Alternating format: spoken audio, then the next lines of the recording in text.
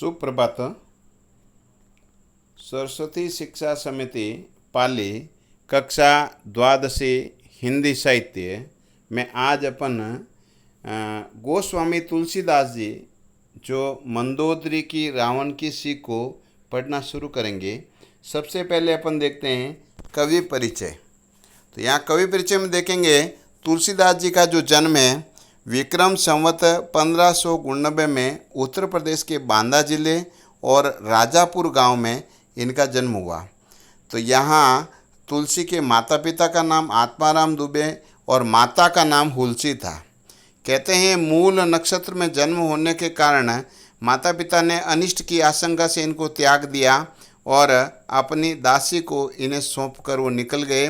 नरहरि दास जी ने से तुलसीदास जी ने दीक्षा ली और ये इनके गुरु रहे और राम भक्ति के संस्कार उन्होंने तुलसी के विवाह और संस्कार दिए थे। तुलसीदास जी का जो विवाह है वो एक विदुषी रत्नावली से होता है और रत्नावली के उपालंब से ही तुलसी वैराग्य को प्राप्त करते हैं और राम भक्ति में अनेक तीर्थों का भ्रमण करते हुए संवत 1680 में काशी के गंगा घाट पर श्रावण शुक्ला सप्तमी को तुलसीदास जी का निधन हो जाता है और ये बात इन्होंने अपनी रचना में भी लिखी है। देखते हैं, अपन आगे पढ़ना शुरू करते हैं। इनकी कुछ रचनाएं देखते हैं। 12 प्रमाणिक ग्रंथ हैं जिनमें नाम लिखा हुआ है दोहावली, कवितावली, गीतावली, रामचरितमानस, रामाज्ञा, प्रश्नावली, विनय पत्रिका, रामलला, नहचु, पार्वती मंगल, जानकी मंगल, बर्वे रामायण, वैराग्य संदीपन और श्री कृष्ण गीतावली। इसमें दोनों भाषाओं में, अवधी में और ब्रज भाषाओं में, जिसमें श्री कृष्ण गीतावली, कवितावली, गीतावली, ये रचनाएं इनकी ब्रज भाषा में दी हुई है। अब साहित्य के विषय में थोड़ा इनका योगदान। तो गोस्वामी तुलसीदास जी की रचनाओं में जो भाव वैविध्य सबसे बड़ी इनकी विशेषता रही है और तुलसीदास जी समन्वयवादी कवि थे। भक्ति भावना का बहुत बड़ा गुण इनमें मौजूद था। इसी के कारण इनके अंदर जो सम्राट जो समन्वय की विराट चेष्टा है इनके काव्य में मिलती है। वैराग्य और भक्ति और ज्ञान का बहुत ही सुंदर समागम इन्होंने किया। निर्गुण सगुण का भी समागम इन्होंने किया, समन्वय किया है। तो इसीलिए इनको समन्वयवादी कवि भी कहा जाता है। आगे चलकर बड़े कक्षाओं में आपको ये भी प्रश्न बनेगा कि तुलसीदास जी एक बहुत बड़े समन्वयवादी कवि थे। तो इसी बात को अपन इस आधार पर देखेंगे। आज अपन पाठ जो मंदोदरी की रावण की जो सीख है वो सुंदरकांड से जो लिया गया है। इसमें मंदोदरी सबसे पहले यहाँ इस विषय में जो पाठ चल रहा है इसके प्रसंग को अपन देख लेते हैं, सुन लेते हैं कि यहाँ सबसे पहले राम का दूत बनकर हनुमान जी लंका में पहुँचते हैं और लंका में हनुमान जी जिस प्रकार से जो त्राही मचाते हैं, लंका दहन कर लेते हैं। उस लंका दहन से वहाँ के रहने वाले रावण के जो वंशज हैं, राक्षस और मंदोदरी, वे बहुत विचलित हो जाते हैं, भयभीत हो जाते हैं कि जिस व्यक्ति का भगवान राम का एक दूत राम का एक दूत जो है हनुमान जी, वो इतने शक्तिशाली है, इतना उन्होंने लंका को हिला के रख दिया है, दहला दिया, जला दिया है, तो भगवान राम में कितनी शक्ति होगी। यही जानकर मंदोदरी अपने पति से वार्तालाप करती है, अपने पति को समझाती है कि आप भगवान राम को साधारण मनुष्य न माने। और इसी पद को अपन जो चौपाइयों को पढ़ना शुरू करेंगे उसमें कुछ शब्दार्थ दे रखे हैं। जैसे अर्थ लिखा है कंत का अति पति करस यानी शत्रुता, पर हरियु त्याग दो, करो यानी धारण करो या समझ लो, श्रवण ही नष्ट हो जाते हैं, घरणी यानी पत्नी, पटो यानी भेज दो, समझाना, कुल कमल विपिन, वंश रूपी कमलों का वन, अज यानी ब्रह्माज, अही यानी आगे जो दे रखे कुछ शब्दार्थ हैं। अभी चौपाई में अपन इतना ही देखेंगे। चौपाई को पढ़ना शुरू करते हैं। मैं इसका जो प्रसंग है एक बार आपको वापस यहाँ दिखा देता हूँ कि मूल रूप से मंदोदरी हनुमान जी द्वारा लंका दहन किए जाने के बाद में वो रावण से अनुरोध करती है कि सीता को आदर सहित अपने पति राम के पास में भिजवा दे और भगवान राम से आप बैर मोल नहीं लेवे। अपन व्याख्या को पढ़ना शुरू करते हैं, जिसमें मैं करूँगा।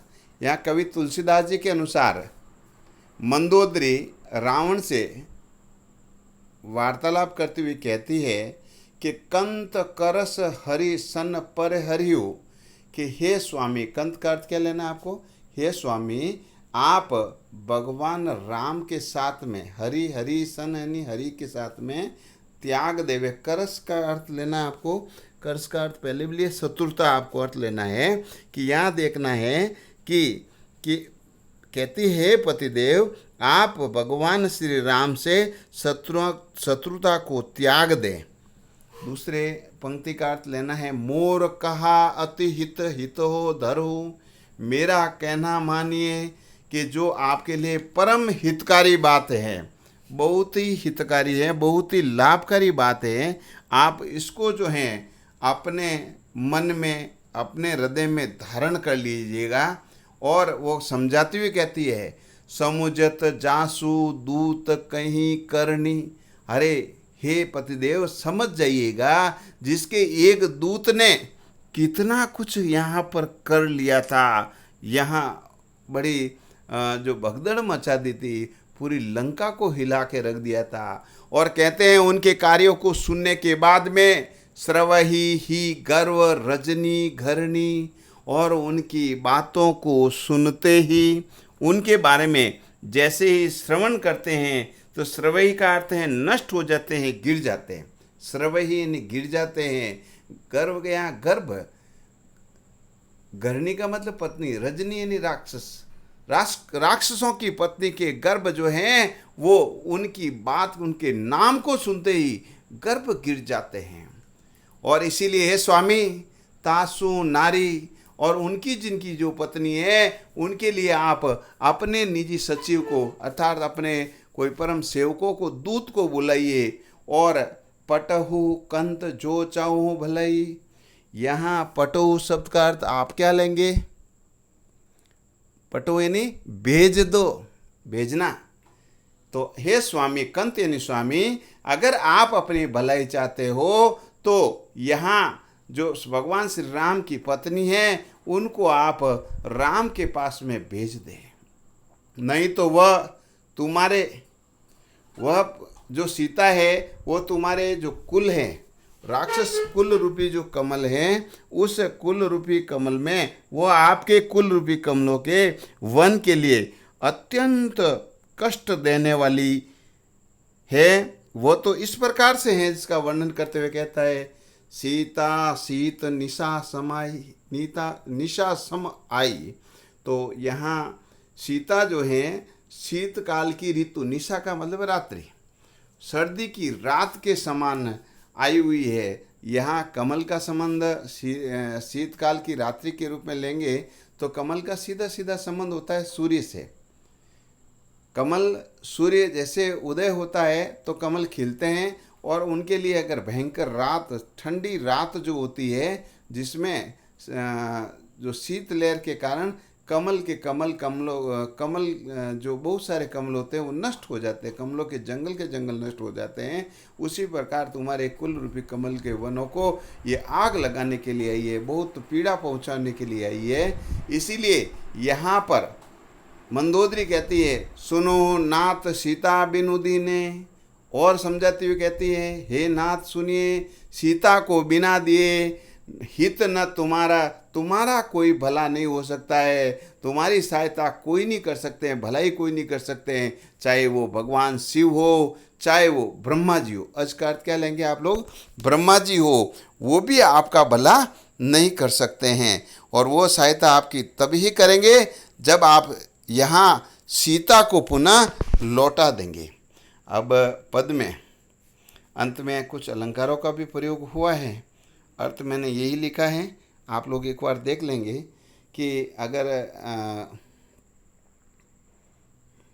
विशेष की ओर मैं बढ़ता हूँ कि विशेष में पहली बात कवि की मूल बात लिखनी है कि कवि के अनुसार मंदोदरी अपने पति के लिए भगवान श्री राम से वैर न करने के लिए कहती है कि आप वैर छोड़ दें और सीता माता को लौटा दे। भाषा साहित्यिक अवधि रहेगी, उपदेशात्मक शैली है या माधुर्य गुण की प्रधानता है, साथ में तत्सम तद्भव शब्दों का प्रयोग हुआ है। ये 3 बिंदु आपको विशेष में मूल रूप से करने रहते हैं। अब अपन गृहकार्य की ओर बढ़ते हैं, जिसमें आप देखेंगे पहले पद में सप्रसंग व्याख्या करनी है आपकी। एक बार पुनः व्याख्या करेंगे आप। और इसमें दूसरा एक प्रश्न और दे रहा हूँ, जिसमें मंदोदरी ने सीता को किसके समान बताया है। तो यहाँ 2 बातों के रूप में शुरुआत में पद में आपने देखा होगा कि सीता को किसके समान बताया है। सीता को इसके आपके कमल कुल रूपी जंगल को नाश करने वाली बताया है, ठीक है ना। और यहाँ आपके लिए वो शीत ऋतु की रात के समान यहाँ सीता को बताया है। इसका ये वर्णन अपन कर लेंगे। अगले चरण में अपन दूसरे पद को पढ़ना शुरू करेंगे। धन्यवाद।